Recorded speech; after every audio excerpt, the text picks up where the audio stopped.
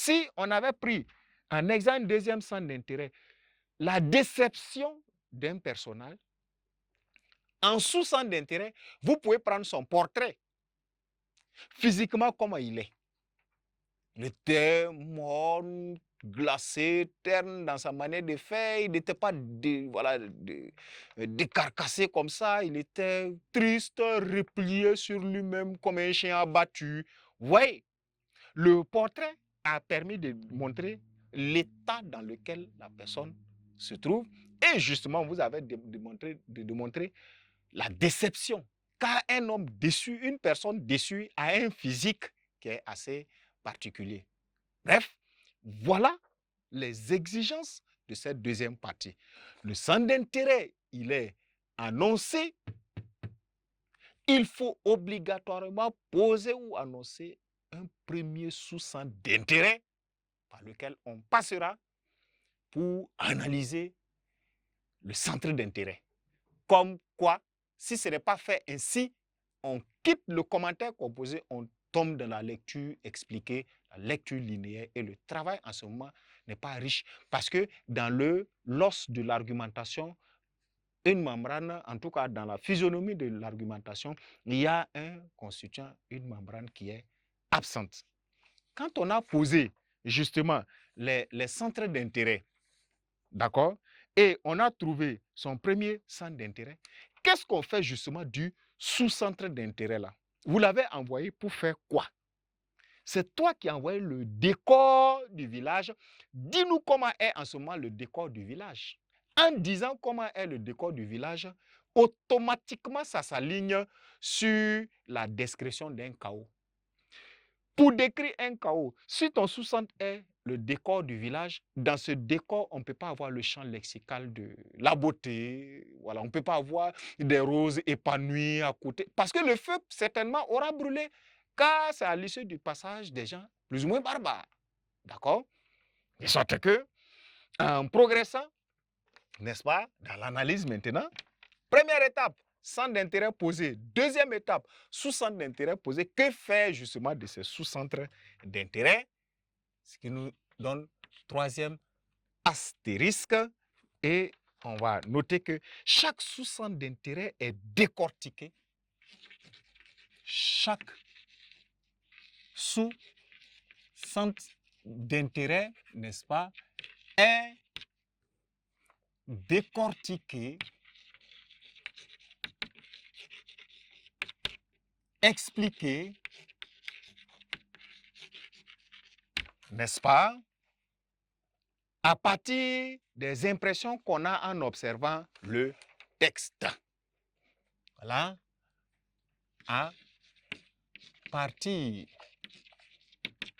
des impressions qu'on a à partir du texte.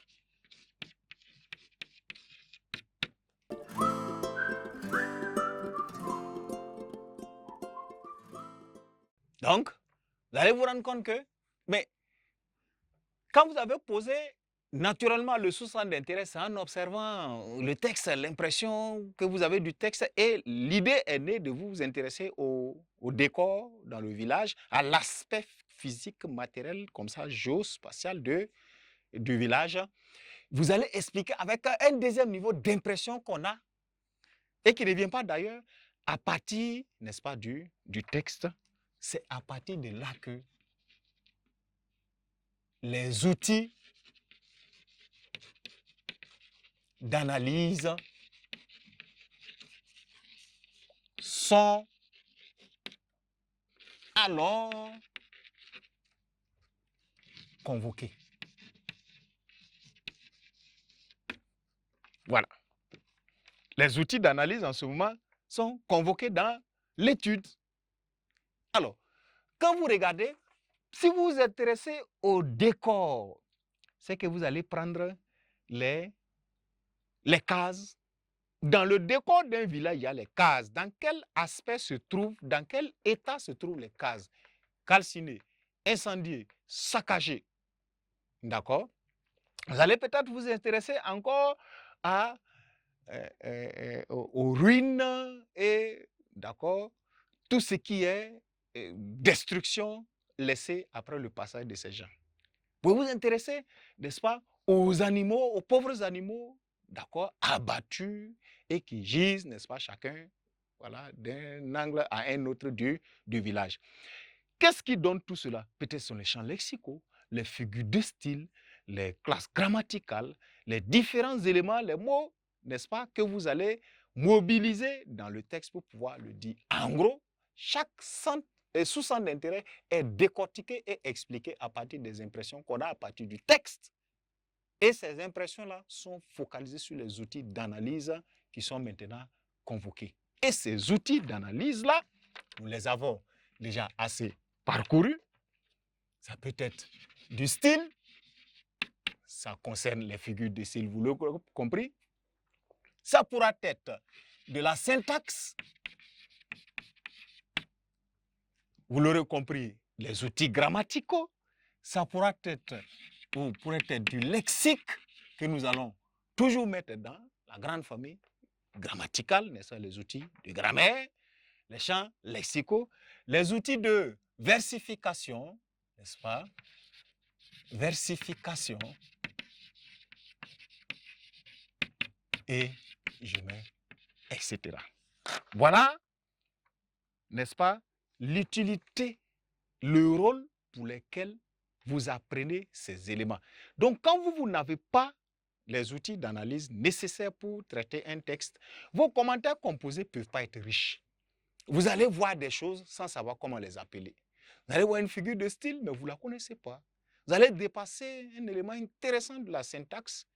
Vous allez même avoir les yeux sur le texte sans percevoir un champ lexical de quoi que ce soit dedans.